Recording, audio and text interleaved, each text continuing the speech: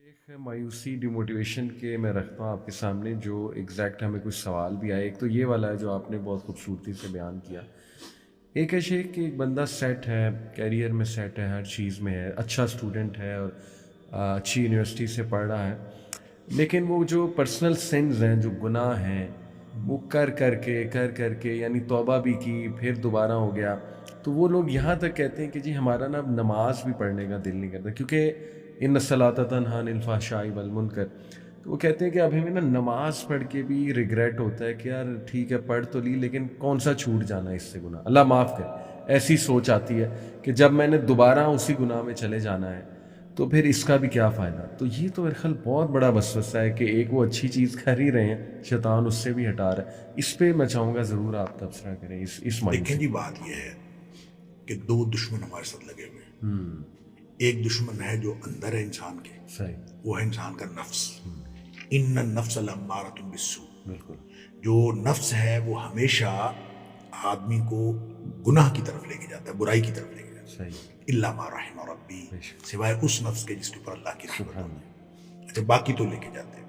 دوسرا دشمن ہے شیطان, اور شیطان اس قدر خطرناک دشمن ہے نظر بھی نہیں آتا, اور وہاں داخل ہو جاتا ہے جہاں ہوا داخل ہو جاتی. اور نبی کریم صلی اللہ علیہ وسلم نے فرمایا ان الشیطان یجری من الانسان مجری الدم. جس طرح خون انسان کے اندر گردش کرتا ہے اس طرح شیطان انسان کے اندر گردش کرتا ہے. تو وہ یہ وسوسے بھی ڈالتا ہے, یہ انسان کو پریشان بھی کرتا ہے, انسان کو مایوس بھی کرتا ہے. اور اس کے جو سٹیپس, یہ سٹیپ بائی سٹیپ انسان کو مایوس اور پریشان. قرآن کہتا ہے وَلَا تَتَّبِعُوا خُطُوَاتِ الشَّیطان, شیطان کے قدموں کی پیروی نہ کرو. یہ نہیں فرمایا وَلَا تَتَّبِعُوا الشَّیطان, شیطان کی پیروی نہ کرو. یہ قدم با قدم آپ کو مایوسی کی طرف, اندھیرے کی طرف, برائی کی طرف لے کے جاتا ہے. ایک دم اگر کہے کہ یہ فلاں برائی کرو, کوئی شخص اس کی بات ماننے کے لیے تیار نہ ہو. اس کو سٹیپ بائی سٹیپ لے کے جاتا ہے. جو پہلا سٹیپ بتاتا ہے تو انسان اس کو جائز سمجھ رہا ہوتا ہے, یا کم از کم اس کو بہت ہی چھوٹا گناہ سمجھ رہا ہوتا ہے کہ اس میں کرنے سے کوئی حرج نہیں. تو سٹارٹ اسی سے ہوتا ہے کہ کوئی حرج نہیں. اور جب ہمارا نوجوان اس میں پڑتا ہے کہ کوئی حرج نہیں, تو پھر اگلا سٹیپ اس میں بھی کوئی حرج نہیں, پھر اس کا اگلا سٹیپ پھر اس میں بھی کوئی حرج نہیں. یہ برائی کی طرف پھسلن ہے, برائی کی طرف اترائی ہے, اس کی طرف پھسلن ہے. آرام سے انسان پھسلتا چلا جاتا ہے, اور جو نیکی ہے اس کی طرف چڑھائی ہے, اور اس کی طرف بڑی مشکل سے جانا پڑتا ہے, اور مشکل لگتی ہے, محنت لگتی ہے. اور نبی اکرم صلی اللہ علیہ وسلم نے فرمایا کہ جو جنت ہے اس کے گرد جو باڑ کی گئی ہے, وہ جو نفس کو کام ناپسند ہوتے ہیں, مکروہات نفس, یعنی حجبت الجنت بالمکارہ وحجبت النار بالشہوات. جہنم کے گرد جو باڑ ہے وہ ان باتوں کی ہے جو انسان کو اچھے لگتے ہیں, مرغوبات نفس, شہوات نفس. جو اچھے لگتے ہیں وہ پھسلا کے جہنم میں لے جاتے ہیں. جو محنت کر کے جو اچھے نہیں لگتے, کتنا مشکل ہے آپ کو فجر کے وقت سردیاں ہوں اور فجر کے وقت نماز کے لیے اٹھنا ہو, ٹھنڈے پانی سے وضو کرنا ہو, سردی میں باہر نکلنا ہو, مشکل لگتا ہے. تو مشکل کام جو ہیں یہ سارے جنت کی طرف لے جانے والے ہیں, جو نفس کو اچھے نہیں لگتے. لہٰذا یہ جو میں اسی لیے عرض کرتا ہوں, یہ اوپر چڑھائی ہے اور گناہ کی طرف اترائی ہے. لہٰذا تھوڑا سا انسان اپنے نفس کو ڈھیلا چھوڑے تو یہ گناہ کی طرف چلا جاتا ہے. ہمارا جو آج کا نوجوان ہے یہ محنت کرنا نہیں چاہتا. اس کی سب سے بڑی, میں واللہ عالم, اللہ کرے میں غلط ہوں, لیکن مجھے جو آج کے نوجوان اور اس نسل کی جو سب سے بڑی بات, یعنی بڑی بڑی باتوں میں سے ایک بات یوں کہہ لیں جو مجھے سمجھ آئی ہے, وہ ہے گیو اپ کر دینا. یہ گیو اپ بڑی جلدی کرتا ہے, یعنی محنت کر کے اور جلدی کے چھوڑ جاتا ہے کہ میں تو یہ نہیں کر سکتا. اور یہ یقین کریں, میں نا پہلے بھی شاید میں نے کبھی آپ کو یہ واقعہ سنایا ہو کہ ہمارا اسٹوڈنٹ جو ہے اس نے اردو بازار جانا تھا, اور اردو بازار گیا اور اس کو میں نے کہا کہ تم یہاں پہ میٹرو بس پہ بیٹھ جاؤ اور وہاں جا کے اتر جانا. اس نے کہا نہیں میں گاڑی پہ جاتا. گاڑی پہ گیا, 2.5 گھنٹے بعد واپس آ گیا, اور اس نے کہا جی مجھے اردو بازار نہیں ملا. اچھا, میں سمجھنے سے قاصر ہوں کہ جب اس نے, میں اس سے پوچھتا رہا کہ جب آپ نے یہ فیصلہ کیا کہ اردو بازار مجھے نہیں ملتا تو وہ کیا موقع تھا, آپ کا کیا خیال تھا کہ ادھر ادھر چلا گیا؟ اردو بازار تو وہیں تھا. بات کیا تھی؟ بات صرف اتنی, ٹریفک زیادہ ہوگی, مشکل لگی, گاڑی کہاں کھڑی کروں گا, کیا کروں گا, اتر کے پوچھا بھی نہیں. اور اتر کے پوچھا بھی نہیں. اور اس نے پریشانی میں اس نے کہا چھوڑو یار پھر کبھی دیکھیں گے, کتابیں ہی لینی ہے نا تو پھر لے, گیو اپ کر لیں.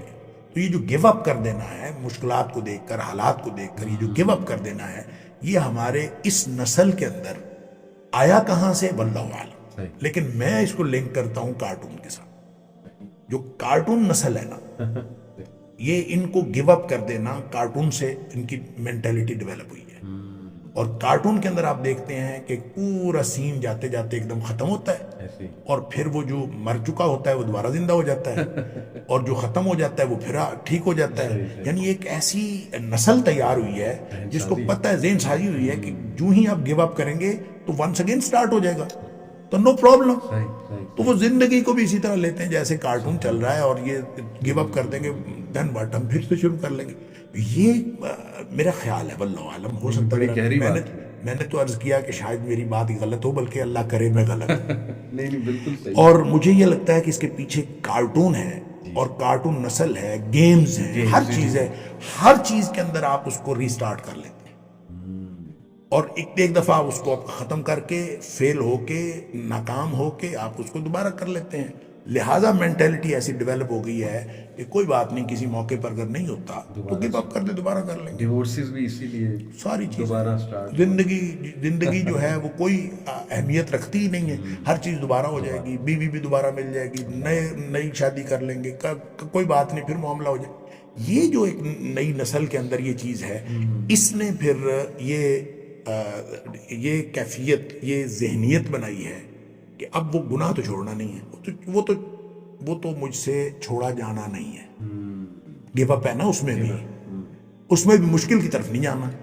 گناہ چھوڑنا مشکل ہے, جس کا انسان ایڈکٹ ہو جاتا ہے, تو ایڈکشن کو چھوڑنا تو بڑا مشکل ہے. لہذا وہ تو چھوڑنا نہیں ہے, لہذا نماز بھی پڑھ کے کیا کرنا ہے. لہذا مشکل جو ہے, اس مشکل میں اس نے یہ فیصلہ کر لیا کہ یہ نہیں کرنا.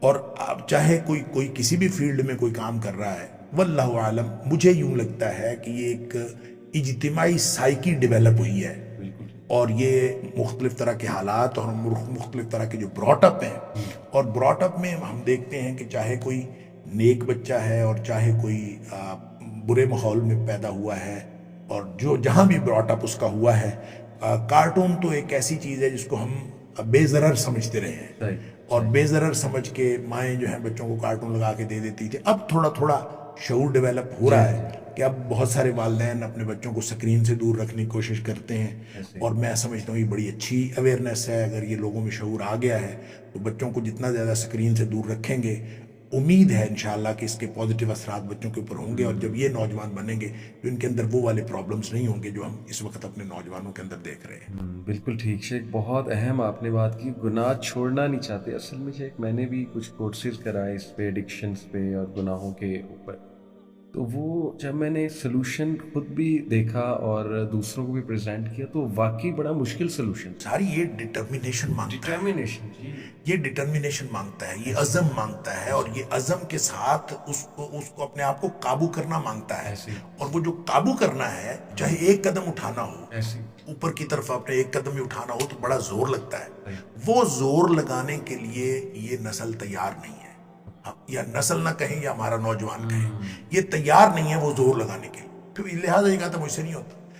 ہر بچہ کسی نہ کسی فیلڈ میں, صرف برائی کی بات نہیں, کسی نہ کسی فیلڈ میں, کسی نہ کسی معاملے میں بچے سے کہیں, وہ کہے گا مجھ سے نہیں ہوتا. یہ بڑی کامن چیز ہے ہر شخص میں, اور وہ کسی معاشرتی معاملے میں کہہ دے گا مجھ سے نہیں ہوتا.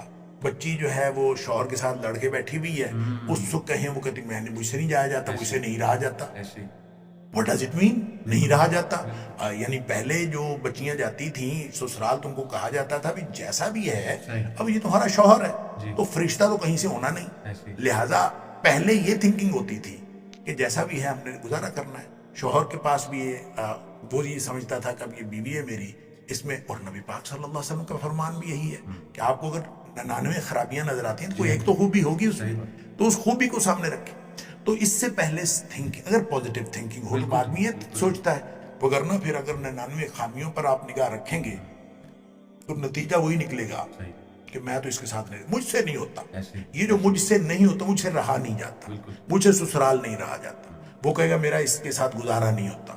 بس جب یہ کہیں گے نا مجھ سے نہیں ہوتا پھر کچھ نہیں ہوتا. یہ ہے وہ یعنی یوں کہہ لیجئے کہ عزم اور یقین کی کمی، بلکہ عزم اور یقین کا فقدان جو نوجوان کو مایوس اور نا امید کر رہا ہے. وگرنہ جن نوجوانوں کو اللہ تعالیٰ نے یہ عزم اور یقین دیا ہے وہ مایوس نہیں ہے.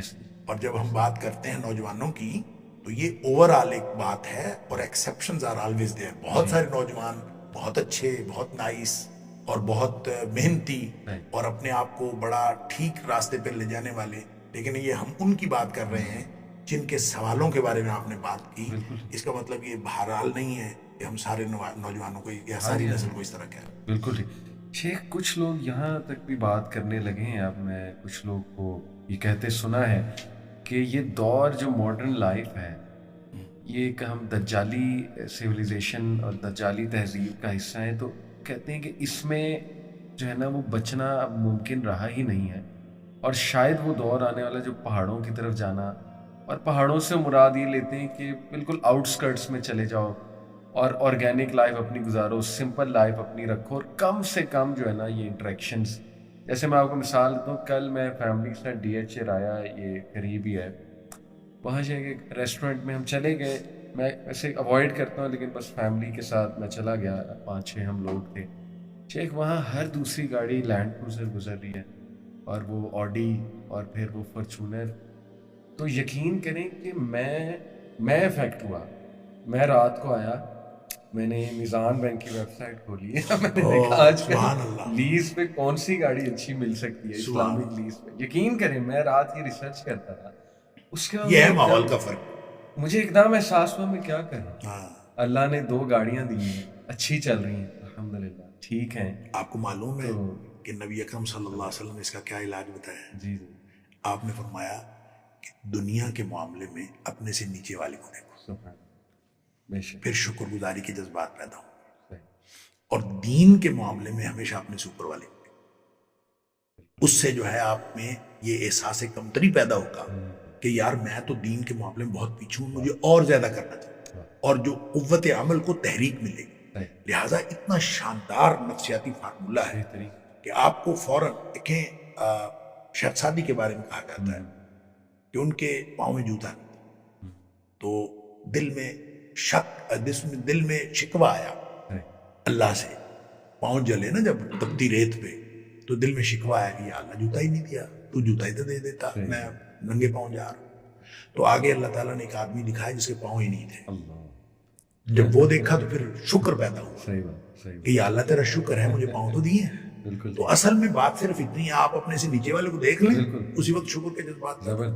تو دین کے معاملے میں ہمیشہ اپنے سے اوپر والے کو دیکھو، دنیا کے معاملے میں ہمیشہ اپنے سے نیچے والے.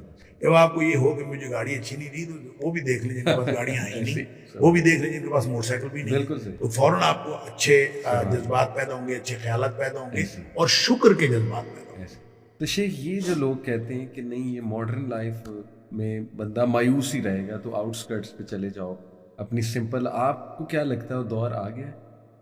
دیکھیں بات اصل میں یہ ہے کہ جب دجال نکل آئے گا اور دجال ظاہر ہو جائے گا، اس کے بارے میں تو نبی کریم صلی اللہ علیہ وسلم نے واضح طور پر فرمایا کہ آپ اس سے دور جائیں، اس کی طرف جانے کی بجائے اس سے دور جائیں. لیکن جو اس سے پہلے زندگی ہے، اس زندگی میں پہاڑوں کی طرف نکل جانا یا غاروں میں جا کے زندگی گزارنا یا الگ، اس ایسے مومن کو پسند نہیں کیا گیا جو معاشرہ چھوڑ کے کہیں اور نکل جاتا ہے. اصل میں ہم امتحان کے لیے پیدا ہوئے ہیں، اور امتحان کمرہ امتحان میں ہی ہونا ہے. اگر آپ کمرہ امتحان ہی چھوڑ دیں تو وہ امتحان کیسا؟ اس لیے نبی پاک صلی اللہ علیہ وسلم کا فرمان ہے المومن، یعنی 2 مومنوں کا تقابل کیا ہے. المومن الذی یخالط الناس، وہ مومن جو لوگوں کے اندر رہتا ہے، لوگوں میں رہتا ہے. وَيَصْبِرُ عَلَىٰ أَذَاهُمْ، اور ان کی طرف سے جو اس کو مصیبتیں، تکلیفیں، اس کو تلخی ترشی ملتی ہے، اس پر وہ صبر کرتا ہے. خیر من المومن الذی لا یخالط الناس ولا یصبر علی اذاہم، وہ اس مومن سے کہیں بہتر ہے جو لوگوں کے ساتھ انٹریکٹ کرتا ہی نہیں ہے اور اس کو اذیتیں ملتی نہیں ہیں اور وہ الگ بیٹھا ہے. تو اصل مومن وہی ہے، اور اصل ہمارا امتحان بھی یہی ہے. ہمیں اللہ نے بھیجا بھی امتحان کے لیے ہے. امتحان مختلف حالات میں مختلف ہوتا چلا جاتا ہے، اور جہاں امتحان مشکل ہو جائے نا، یہ قانون ہے شریعت کا، جہاں امتحان مشکل ہو جائے وہاں اجر بڑھ جاتا ہے.